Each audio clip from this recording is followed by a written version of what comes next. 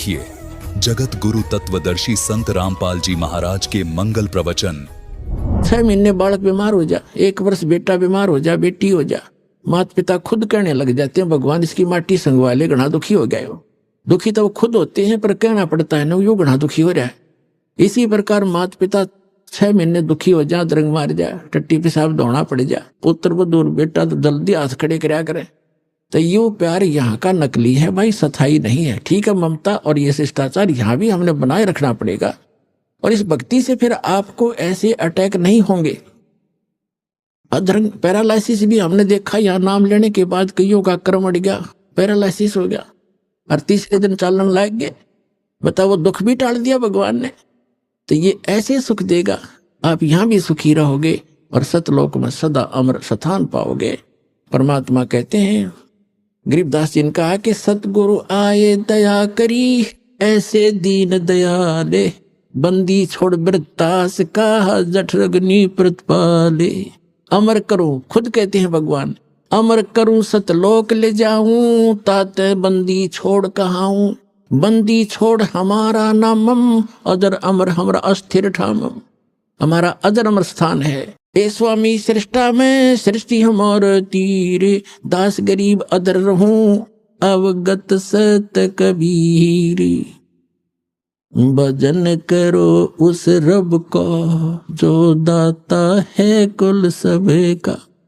उस परमात्मा की भक्ति करो पुण्यात्माओं, और समझा है तो सर धर पाओ, गौर नहीं रे ऐसा दाव। आप बहुत ही विशेष आत्माएं हैं, विशेष प्रिय परमात्मा के बच्चे हो, जो आपको ये ज्ञान अच्छा लग रहा है और आपकी श्रद्धा भगवान में दिन प्रतिदिन बढ़ती ही जा रही है।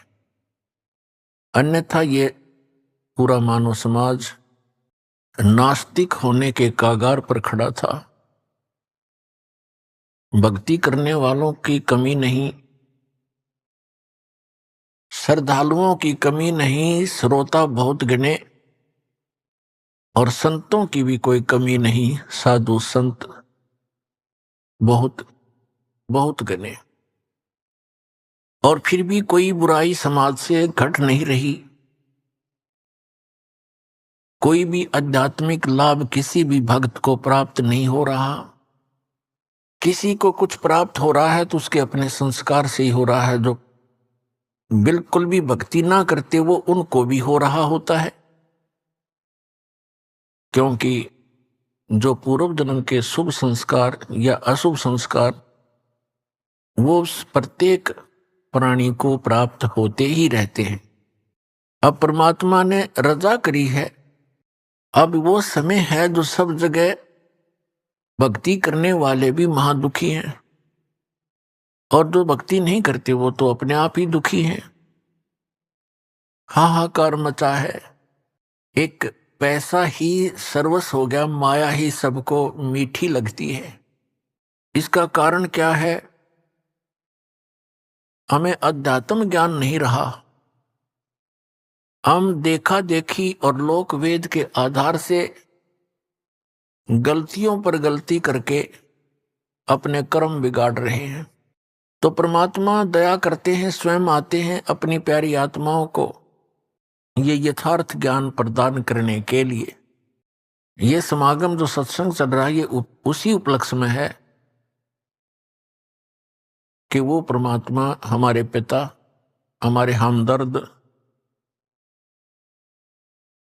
सर्व पाप नाशक, सर्व सुखकारी, मंगलकारी,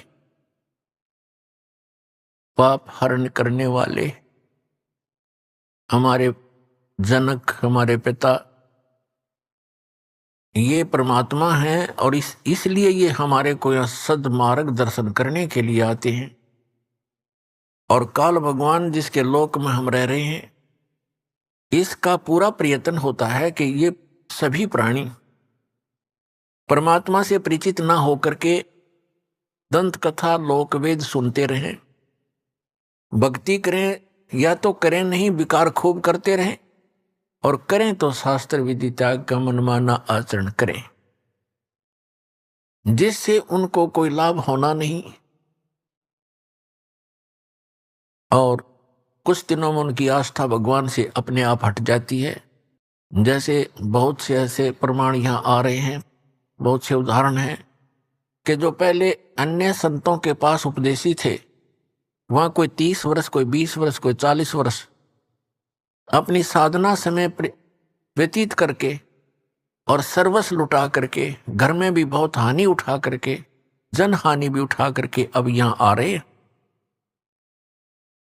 अब यदि उनको ये मार्ग ना मिलता और यहाँ उनको कुछ लाभ ना मिलता तो वो नास्तिक हो जाते पक्के। और काल यही चाहता है कि ये ऐसी भक्ति करें जिससे इनको कोई आध्यात्मिक लाभ ना हो, यानी परमात्मा की तरफ से कोई लाभ इनको महसूस ना हो, और ये कुछ दिनों में भक्ति साधना त्याग दे और मेरे जाल में फंसे ही रहे। और वो परमात्मा का प्रयत्न होता है कि मेरी आत्माओं में परमात्मा की चाह, उसकी कसक और उसके गुण समाये रहें। और वो कब तक? इस बीचली पीढ़ी तक, जो सन 1997 में 5505 वर्ष कलयुग बीत चुका है। यहां तक परमात्मा ने आपको ये भक्ति की आस्था बना के, भगवान में आपकी आस्था बनाए रखकर इस समय तक लाना था। इसलिए वो परमात्मा चारों युगों में आते हैं। क्या बताते हैं? सतयुग में सत सुकृत कह टेरा, त्रेता नाम मुनींदर मेरा, द्वापर में करुणा में कहाया, कलयुग नाम कबीर धराया।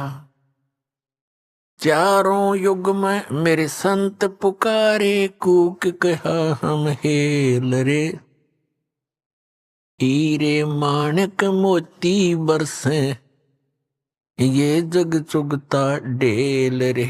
परमात्मा कबीर साहब जो सत्य पुरुष हैं, सारी सृष्टि के रचनहार हैं, ये वही परमात्मा हैं जो बनारस नगरी में, काशी शहर में सन 1398 संवत 1455 ज्येष्ठ सुदी पूर्णमासी को सुबह ब्रह्म मुहूर्त में सतलोक से चलकर आए थे। लहर तारा नामक सरोवर में कमल के फूल के ऊपर आकर नवजात शिशु का रूप धारण करके विराजमान हुए थे।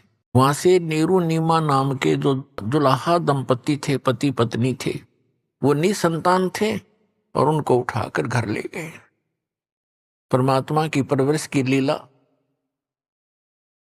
कंवारी गायों से हुई, कबीर सागर में प्रमाण है। और वेद भी यही बताते हैं। ऋग्वेद मंडल नंबर 9 सूक्त 1 मंत्र 9 में यही प्रमाण है कि वो परमात्मा से स्वरूप धार कर जब आते हैं, वो लीला करते हैं, उसमें उनके परवरिश की लीला कंवारी गायों द्वारा होती है। तो ये परमात्मा वही हैं जो सारी सृष्टि के रचनहार हैं, जिसका सब सदग्रंथ गुणगान करते हैं। और आंखों देखा जिन महापुरुषों ने, उन्होंने भी इसी परमेश्वर कबीर जी की महिमा का ही गुणगान किया।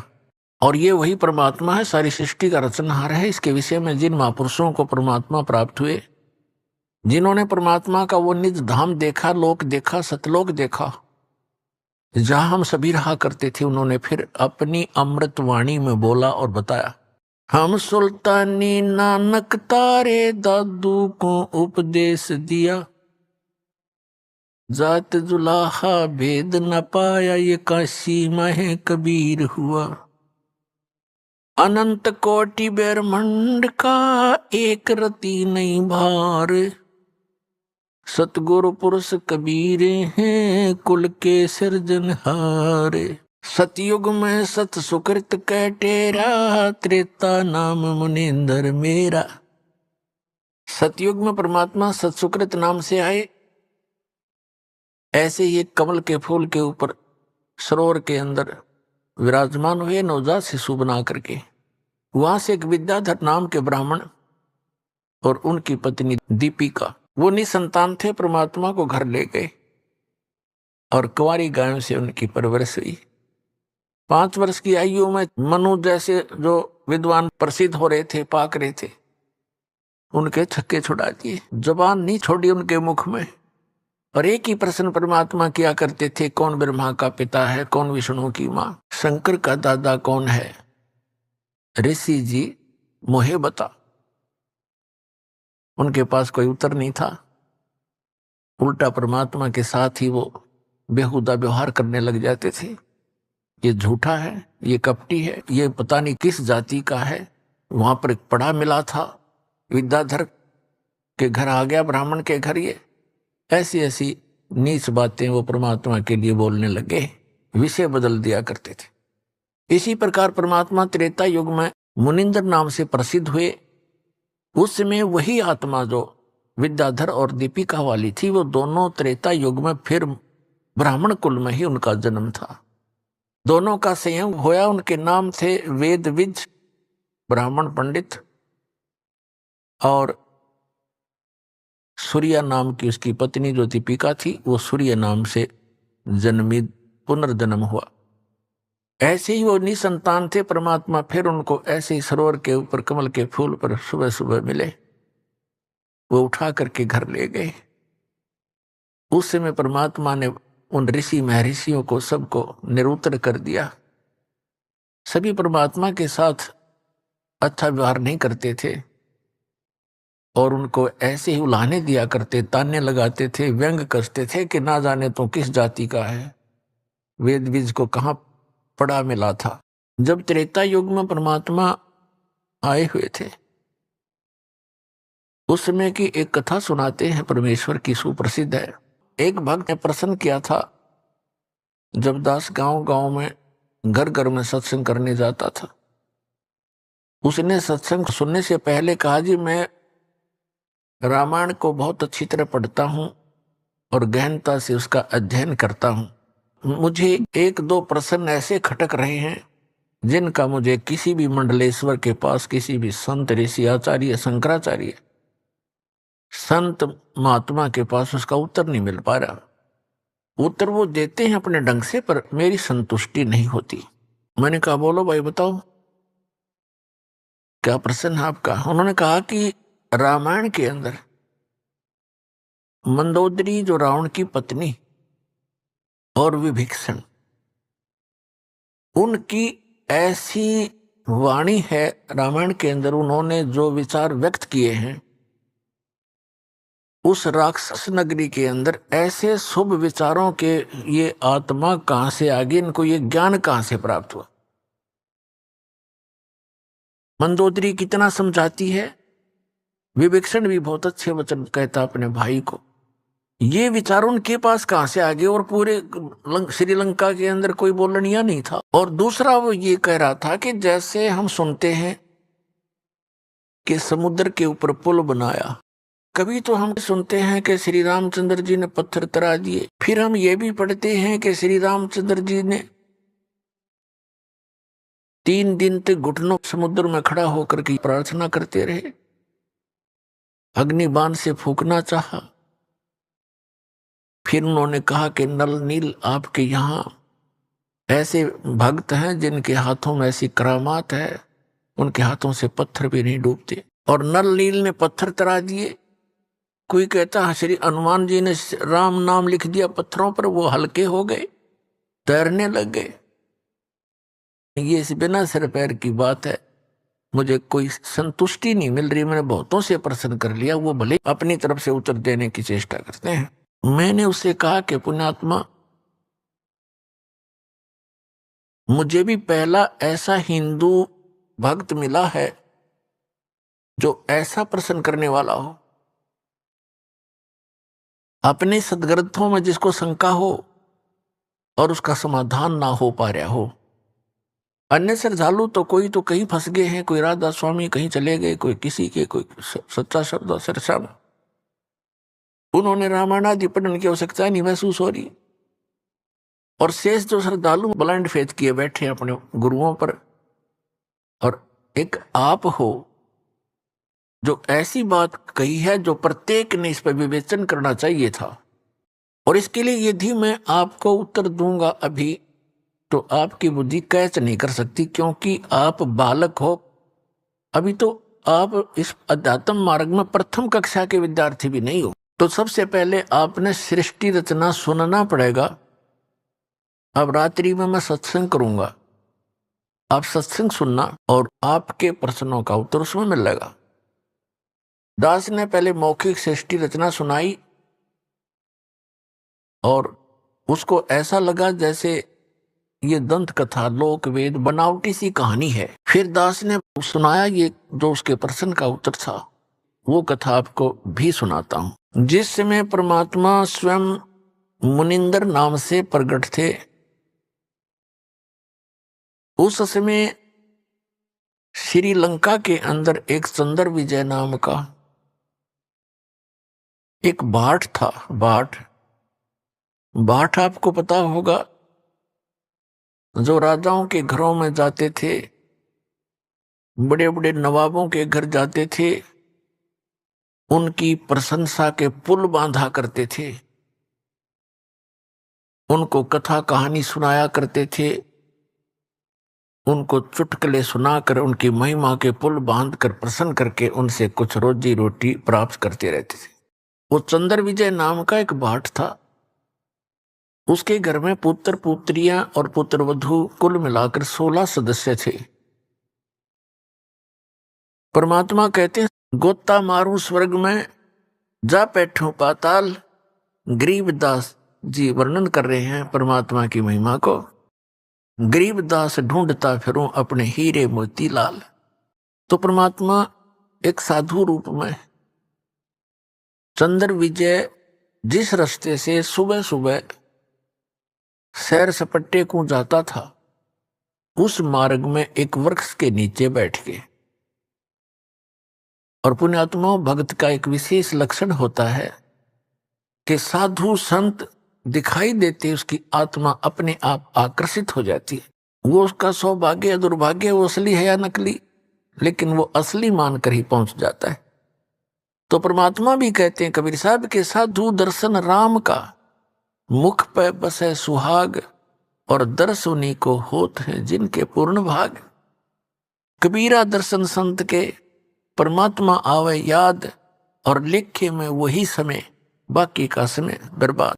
अब जो ही चंद्र विजय अपने निर्धारित समय पर सुबह सुबह बाहर निकला, घूमने के लिए गया, फ्रेश होने के लिए गया, जाते समय देखा कि साधु बैठा है।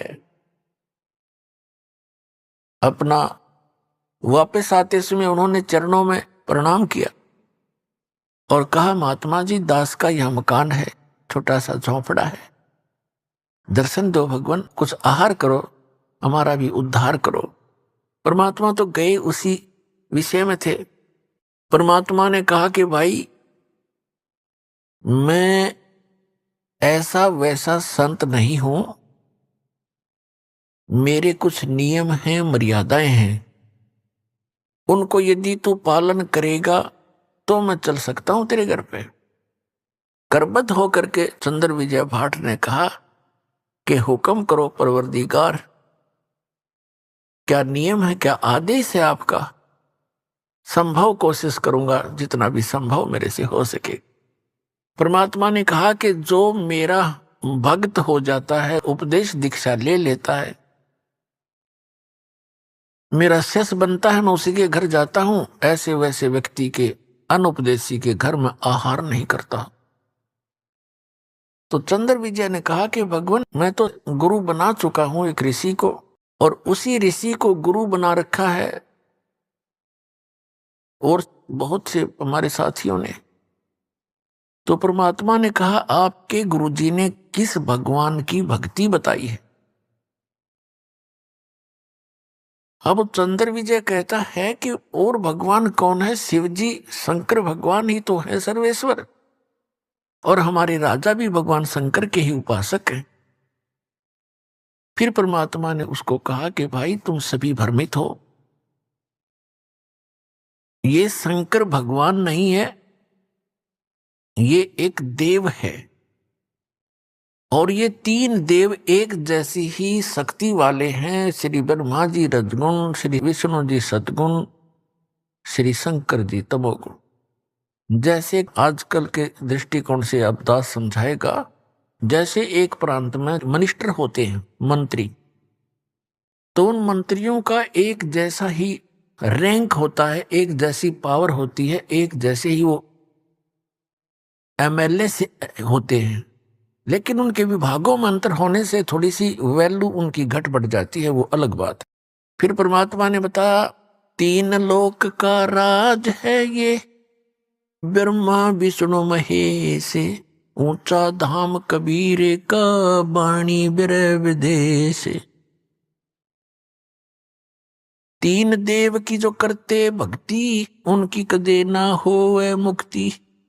गुण तीनों की भक्ति में ये भूल पड़ो संसार, कहे कबीर निज नाम बिना कैसे उतरो पार। अब चंद्र विजय को कुछ बात खटकी, कुछ हटकर ज्ञान था, कभी कड़वा लगा कभी मीठा लगा। 1-2 घंटे डिस्कशन करने के बाद उसने निर्णय ले लिया कि भगवान आपका ज्ञान भले ही मैं पहली बार सुन रहा हूं, पर आत्मा को खींच रहा है, कुछ अच्छा सा भी लग रहा है। शुरू शुरू में तो अच्छा नहीं लग रहा था। तब चंद्र विजय ने कहा कि भगवान दीक्षा दे दो दास को। परमात्मा ने उसको मंत्र दिया और कहा अब दर्शन दो दास के घर पे। तो चल पड़े मालिक। अब चंद्र विजय के घर रहे परमात्मा 2-3-4 दिन, प्रार्थना करके रखा उनको। सारे परिवार को बैठा लेते थे और सत्संग सुनाते थे, ज्ञान सुनाते थे। तो प्रथम बार तो केवल चंद्र विजय ने ही दीक्षा ली, बाकी सदस्यों ने नहीं दीक्षा ली, क्योंकि पहले बड़े श्रद्धालु व्यक्ति थे। दीक्षा ग्रहण बेसिक ना की, लेकिन ज्ञान सुनते रहे। परमात्मा चले गए, वो फिर कुछ दिनों के बाद फिर आए। उस समय तक चंद्र विजय ने सारे परिवार को तैयार कर लिया दीक्षा दिवाने के लिए। परमात्मा आए, पीछे उन्होंने सब ज्ञान पर डिस्कस किया और सबने स्वीकार किया कि बात सारी सत्य है और समर्थ हैं ये संत, इनके दर्शन से ही आत्मा प्रसन्न होती है। जिन मिलते सुख उपजय, मिटे कोटि उपाद, भवन चतुर्दश ढूंढियो वो परम स्नेही साध। और वो तो परमात्मा आए थे, उन सब ने दीक्षा ले ली। पूरे चंद्र विजय भाट के 16 के 16 सदस्य दीक्षित हो गए। अपन आत्माओं देखना मालिक की कैसी रजा होती है। अब पहले चंद्र विजय की पत्नी करमवती प्रतिदिन मंदोदरी के पास जाती थी, 1-2 घंटा उसका मनोरंजन करवाया करती थी। और क्या सुनाया करती थी? ऐसे ही घटिया सतर के चुटकुले, बेहुदी बातें जो आम समाज में कहीं भी नहीं जाती। इस तरह की घटिया प्रकार के चुटकुले ऐसे ही जैसे बतलाया करती हैं वो दोनों जनी, और मंदोदरी को हंसाया करती थी, खुश करती थी। जब उस करमवती को ये ज्ञान हुआ, फिर वो जाकर के मंदोदरी जी को, Mandodari wife of Ravan, king of Lanka, उसको समझाने लगी, ये ज्ञान सुनाने लगी। इस ज्ञान को सुनकर मंदोदरी की आत्मा ऐसे खिंचने लगी और एक दिन ये बोली कि करमवती, तेरे अंदर तो सारा डंगा भरा था, ये बात तू लाई कहां से? इतने सुंदर वचन आत्मा को खींच रहे हैं, तो ये ज्ञान कहां से लाई? तेरे सत्र का ज्ञान नहीं है ये, वरना आज तक हमने किसी सतग्रंथ में देखा नहीं और किसी पुराण में पढ़ा नहीं, किसी ऋषि ने सुनाया नहीं। यूं बता, ये कथा तेने ये ज्ञान सुना कहां से? करमवती ने बताया कि हमारे घर पे हमारे गुरु जी आते हैं, उन्होंने ये ज्ञान सुनाया मंदोदरी। अब मंदोदरी ने कहा कि अब के तेरे गुरुजी आए तो मेरे घर बुला के लाना। अब परमात्मा फिर जाना ही था अपने पेड़ पौधों को संभालने के लिए। तो परमात्मा गए तो करमवती ने कहा, हमारे राजा की रानी को मैंने आपका ज्ञान सुनाया, वो बड़ी प्रभावित हुई और वो आपका दर्शन करना चाहती है। उसने कहा है कि आप एक बार अपने गुरु जी को बुला लाओ। परमात्मा कहने लगे, बेटा रावण जो है एक बहुत अहंकारी व्यक्ति है, और वहां यदि मैं जाऊंगा और वो इंसल्ट कर देगा और उधर से अपनी पत्नी को कहेगा तू क्यों बुला तूने ऐसे गैर पुरुष को, तो बेटा उसके जीने भी समस्या हो जाएगी। और यदि उसको आवश्यकता है तो यहां आ जाएगी। अब कर्मवती के सामने धर्म संकट और राज संकट दोनों खड़े हो गए। धर्म संकट तो ये हो गया कि गुरुजी ने कह दिया, मैं दोबारा कहूं कैसे। और राज संकट ये खड़ा हो गया कि मंदोदरी मेरी महारानी है और उसको यूं कैसे कहूं कि ये जवाब मिल गया। फिर भी परमात्मा ने हिम्मत दी, वो जाकर कहने लगी कि मंदोदरी हमारे गुरुजी आए हैं और मेरी अर्ज है महारानी के संतों को बुलाना नहीं चाहिए, साधु संतों का स्वयं जाकर दर्शन करना चाहिए। और यदि मैं प्रार्थना करूंगी ज्यादा और वो आ भी गए और उन्होंने आप पर रजा बख्शी नहीं तो बात नहीं बनेगी। हमारे गुरुदेव जी ने आपके घराने से बना कर दिया और ये कहा है कि यदि उसको गरज है तो मेरे पास आ जाएगी। तो मंदोदरी कहने लगी, बहन मैं चलूंगी, मैं खुद चलूंगी, मुझे गरज है भगवान की। अपने नौकरानी के घर आगी रानी, परमात्मा के चरणों में मत्था टेक दिया और ज्ञान ग्रहण किया, दीक्षा प्राप्त की। क्योंकि कर्मवती ज्ञान से पहले काफी परिचित हो चुकी थी और उसने मंदोदरी को बहुत कुछ ज्ञान सुना दिया था।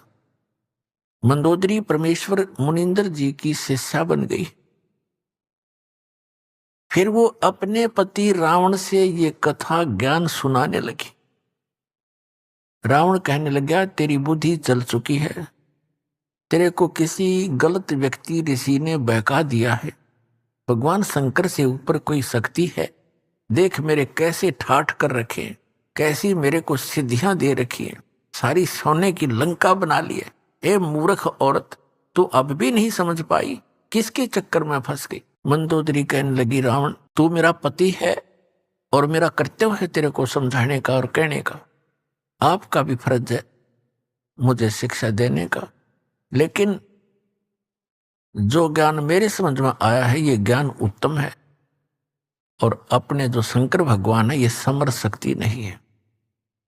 ये केवल वर्क डन दे सकते हैं जो आपका किया कर्म आपको मिल रहा है, अपने तपस्याएं की, क्योंकि वो ज्ञान से परिचित थी, जिस कारण से आपको सिद्धियां भी मिल गई है। लेकिन ये अस्थायी है, एक दिन आपकी भी मृत्यु होगी और शंकर भगवान की भी मृत्यु। रावण कहने लगा, आज के बाद मेरे से जिक्र भी मत कर देना, क्योंकि उसने तो राज चाहिए था, राज उसको प्राप्त था, बस फाइनल उसने ज्ञान इतना था उसको। ऐसे गुरु मिले हुए थे। एक दिन उसने अपने देवर विभीषण के सामने ये जिक्र किया कि है तो ये भी उसका भाई, लेकिन मेरा कर्तव्य है समझाने का, मानो चाहे मत मानो। विभीषण को जब ये ज्ञान सुनाया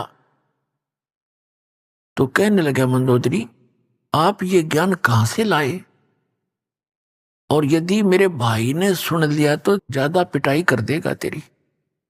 मंदोदरी कहने लगी, मैंने तेरे भाई से बता दिया, सारा कुछ सुनाने की चेष्टा की पर वो मान्य गति नहीं।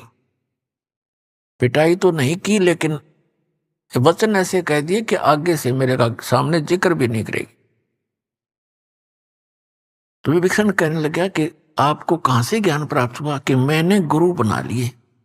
एक महापुरुष आते हैं चंद्र विजय भाट के घर पे, मैं वहां दीक्षा लेकर आई हूं। विभीषण कहने लगा, इतना उत्तम ज्ञान और आपने मुझे पीछे क्यों छोड़ दिया, मुझे भी दीक्षा दिला दो।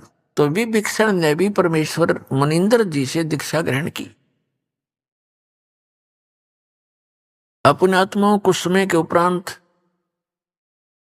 श्री रामचंद्र जी वनवास काट रहे थे और साथ में उनकी धर्मपत्नी सीता जी। तो रावण ने सीता का अपहरण कर लिया अपने नौलखे बाग में उसको बंदी बना दिया, कैद कर लिया, और उसको तरह तरह की यातनाएं दी और अपनी पत्नी बनाने की भी कुचेष्टा की, लेकिन वो सती परमात्मा की शक्ति कुछ उसके साथ थी। रावण सफल नहीं हुआ। रावण को कुछ ऐसा श्राप लगा हुआ था जिस कारण से उसका धर्म पतिव्रता का बचा रहा। फिर भी उसकी कुचेष्टा जारी रही। मंदोदरी को भी पता था इस बात का। मंदोदरी भी समझाया करती थी कि आप ऐसी गलती मत करो। कबीर परमेश्वर से मंदोदरी ने प्रार्थना की कि हे गुरुवर, मेरे पति किसी औरत को उठा लाए और पता नहीं वो कौन है, वो बहुत ही सुंदर है और मेरे पति की नीयत खराब है, और पुण्यात्मा एक औरत कभी पसंद नहीं करती उसका पति कोई गलती करे। इस कारण से उन्होंने परमात्मा से प्रार्थना की। परमेश्वर ने कहा, बेटा ये आम औरत नहीं है और रावण इसमें अपनी कुचेष्टा में सफल नहीं हो पाएगा, तू चिंता ना कर। फिर भी मैं बताता हूं बेटा, उसको कह दे तेरे पति को कि इस देवी को लौटा दे, इसी में इसकी खैर है।